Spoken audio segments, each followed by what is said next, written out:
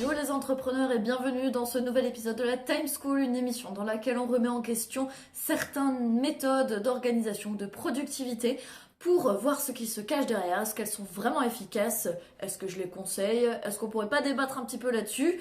Et aujourd'hui, on va parler de la matrice d'Eisenhower et pourquoi est-ce que ça pourrait être en fait une méthode pour trouver tes fausses priorités. La matrice d'Eisenhower, Kesako. Alors, c'est un outil d'organisation, de productivité qui permet de trouver ses priorités justement. Ça nous permet de classer nos tâches à faire en fonction de leur urgence et de leur importance. De base, c'est un outil de stratégie militaire inventé par le président des USA Eisenhower qui a dit cette phrase: ce qui est important est rarement urgent et ce qui est urgent est rarement important. Ça se présente donc sous cette forme. On a une case urgent et important, une case urgent mais pas important, une case pas urgent mais important et une case pas urgent ni important. Le but, c'est donc de trouver quoi faire, à quel moment, trouver ses priorités en fonction de ce qu'on met dans le tableau. Et là donc, on utilise ce tableau pour classer nos tâches et savoir quoi en faire finalement. Et en soi, ça a de très bons avantages, hein. Ça sert bien à faire le point, à trouver dans quel ordre faire les choses, à prioriser tout simplement. Sur papier, c'est très bien. Ça nous permet de voir ce qui est à faire rapidement et à ne pas faire des choses superflues quand par exemple on est vachement serré au niveau des deadlines. Donc la matrice d'Eisenhower trouve ses utilisateurs dans les personnes qui ont pas mal de deadlines et qui ont besoin de remettre de l'ordre dans une grande liste de tâches par exemple. Mais, j'ai envie de discuter sur cette matrice parce qu'il y a pas mal de problèmes qui se posent. Déjà, dans un premier temps, comme tous les outils d'organisation, j'ai envie de dire, on connaît cet outil, mais soit ça ne marche pas, soit on n'a pas envie de l'utiliser, soit juste les tâches qui sont dans le urgent et important ne nous donnent pas envie de les faire. Donc c'est pas pour autant qu'on va réussir à se forcer à les faire. Donc c'est bien pour mettre de l'ordre, mais après, l'exécution, c'est pas la même chose. Ça, c'est la première limite pour moi. Mais la plus grosse limite, c'est que où sont les standards? Comment définir les standards de ce qui est urgent et de ce qui est important? Comment on dissocie ce qui est urgent de pas urgent en fait? Quelle est la limite? Et pour moi, ça, c'est pas expliqué entre guillemets dans l'outil en lui-même. Sur quelle base on part pour dire que quelque chose est urgent? Est-ce que c'est une deadline de 2 jours, 5 jours? Est-ce qu'à partir de 1 semaine, c'est plus urgent? Qu'est-ce qui est urgent en fait? Et pareil pour l'importance. Est-ce que c'est des choses qui sont vitales? Est-ce que c'est des choses qui dépendent des autres? C'est basé sur quoi tout ça? En plus de ça, ce qui est urgent ou important, c'est clairement subjectif. Et de base, l'outil, je pense, essaye d'être objectif. Et c'est ça le problème, c'est qu'on est dicté l'importance et l'urgence de nos tâches par rapport à un outil qui était de base en plus pour la stratégie militaire. Donc ce qui n'est pas humain et réaliste de nos jours, en tout cas pas pour notre taf d'entrepreneur, je pense. Donc c'est simple, comment bien l'utiliser si on souhaite l'utiliser, parce que clairement ça a un avantage pour mettre de l'ordre dans les choses, et bien définir nos standards. Qu'est-ce qui est urgent pour toi? Est-ce que c'est 1 semaine? Est-ce que ça a une deadline? Qu'est-ce qui est important pour toi? Est-ce que c'est des choses sur lesquelles quelqu'un d'extérieur attend? Ou est-ce que pour toi c'est important parce que ça va te donner de l'argent? Ça, c'est à toi de définir selon tes critères. Mais attention, parce que du coup, en définissant nos standards, on peut être facilement obnubilé par des filtres qu'on s'impose à nous-mêmes. Par exemple, très très simplement, le manque d'argent. Quelque chose peut être considéré important parce qu'il nous apporte de l'argent, parce qu'il va nous débloquer de l'argent, alors qu'en fait, c'est clairement pas une priorité de façon générale dans notre vie, dans notre quotidien tout de suite. Donc c'est important aussi de se rendre compte qu'il y a différentes sortes de priorités et c'est pour ça que la matrice d'Eisenhower a clairement ses limites là-dedans. Souvent on est aveuglé justement par cette vision de la société qui est c'est urgent parce que c'est administratif, t'as une deadline dessus, ou c'est important parce que justement si tu ne le fais pas, il y a des conséquences. Et ça pour moi ce n'est pas des bonnes priorités parce que ça ne définit pas vraiment des priorités qui viennent de nous. Et dans ce cas-là, la matrice, elle n'a pas vraiment d'utilité puisque ce ne sont pas tes standards qui dictent l'urgence ou l'importance d'une chose. Pour moi, ce qui permet de rendre la matrice utile, du coup, c'est de prendre vraiment du recul sur nos priorités à nous, sur les domaines de notre vie, et voir les choses de façon générale, de façon même à moyen terme, pour pas se faire aveugler par des deadlines parasites qui en fait sont juste des prétextes ou des trucs qui nous stressent, alors qu'en fait, chill, c'est bon, on va arriver quand même à nos fins si on s'y prend pas dans la minute, hein. Il y a un gros problème avec la matrice d'Eisenhower, c'est que souvent dans la case pas urgent ni important, on nous incite à supprimer ces tâches. Donc je trouve ça non seulement très bateau, parce que si c'est pas à être fait tout de suite, est-ce que ça veut pour autant dire que ça ne sert à rien de le faire? Et aussi, comme dit, c'est une stratégie militaire de base. On est des humains.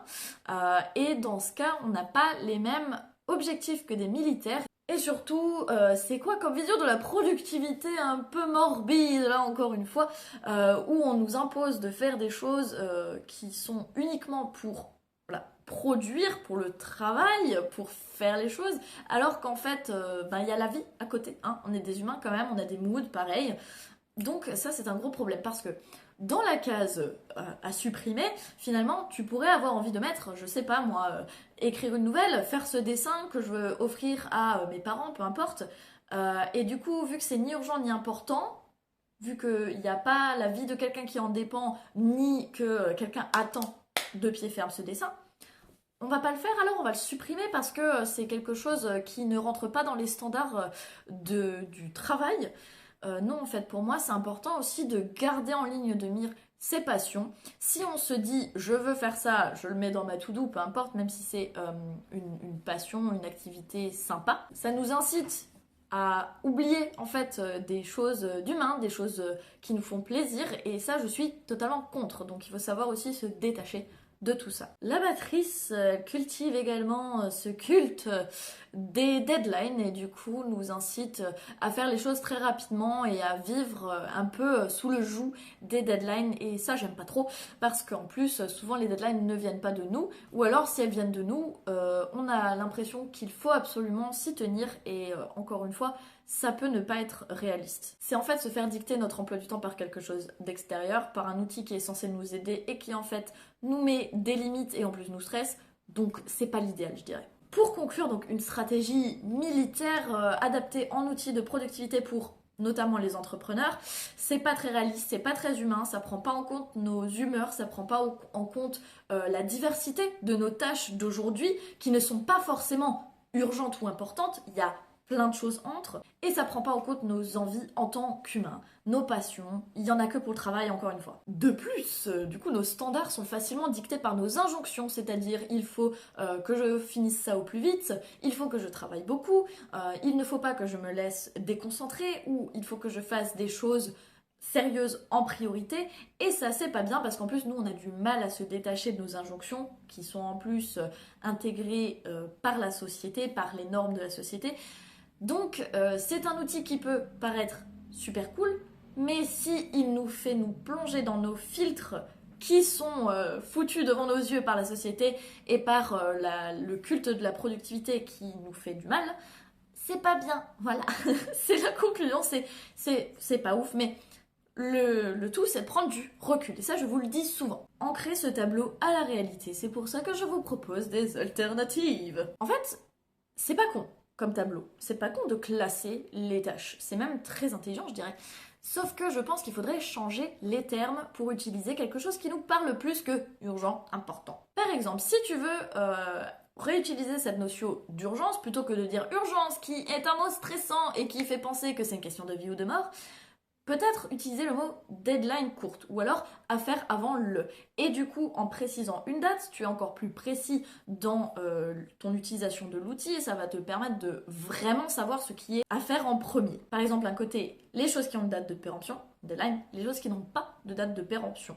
Ou alors, si pour toi l'urgence c'est plutôt un état, tu peux mettre choses qui te stressent et choses qui ne te stressent pas. Donc tu sais que quand tu es dans un bon mood, tu vas faire les choses qui normalement te stressent, tu sais que tu vas avoir une espèce d'anxiété à devoir faire parce que la date se rapproche, tu vas les faire en premier ou alors tu vas les faire quand tu seras dans un bon état d'esprit. De l'autre côté, pour l'importance, tu peux peut-être choisir choses qui dépendent de toi et choses qui ne dépendent pas de toi. Donc si ça dépend de quelqu'un d'extérieur, peut-être que tu veux lui accorder un peu plus d'attention parce que il y a des conséquences par exemple à ne pas faire cette tâche. Et pourquoi pas aussi choisir des termes comme j'aime faire ou je n'aime pas faire. Et du coup, ça te permet de relativiser un peu les choses et de te dire ouais, là je vais avancer un petit peu dans les choses que j'aime pas, mais aussi dans les choses que j'aime pour contrebalancer et te dire que finalement ta journée est pas si merdique. Parce que clairement, si tu fais que des trucs importants et urgents toute la journée grâce à la matrice, tu vas en avoir marre et tu vas te dire que tu as passé une journée de merde. Et donc l'autre alternative, c'est, outre d'utiliser ces nouveaux termes, c'est de piocher dans chaque case plutôt que de te dire il faut faire d'abord ce qui est important, urgent ou stressant et qui dépend des autres, etc. Tu peux sentir le poids s'enlever à chaque tâche que tu auras fait dans chaque case et du coup, comme je disais, contrebalancer des choses qui sont stressantes ou qui te font peur en fonction de ton mood par exemple. Si tu te sens de prendre quelque chose de sérieux en main, tu peux piocher dans la case important, mais si tu as envie de te refaire plaisir, peut-être dans le pas important et pas urgent. Et ça, c'est à voir en fonction de la situation et ça te permet de vider ton tableau. Et pour autant, avoir une notion du temps qui passe, une notion de ce qui est important encore à faire et de mieux planifier ou organiser tout ça. Mais de façon générale, si tu ne veux pas utiliser la matrice parce que de toute façon tu n'y penses pas ou parce que tu trouves ça un peu barbare, tu peux aussi définir tes priorités en fonction des domaines de ta vie. Par exemple, tu peux mettre une bulle de travail, une bulle de passion, une bulle d'administratif ou peu importe la nature des tâches que tu as à faire dans ta journée et décider lesquelles viennent au-dessus de la liste, quel domaine de ta vie prend le pas sur l'autre. Et comme ça, tu peux apprendre à équilibrer tes priorités dans la journée pour faire un petit peu de taf, un petit peu de perso, un petit peu d'administratif et rendre le tout plus léger tout en ayant des yeux sur tes deadlines. De façon générale, tu peux aussi très bien rester à la to-do list parce que ça fonctionne très bien et donner une date limite à certaines choses si tu en ressens le besoin.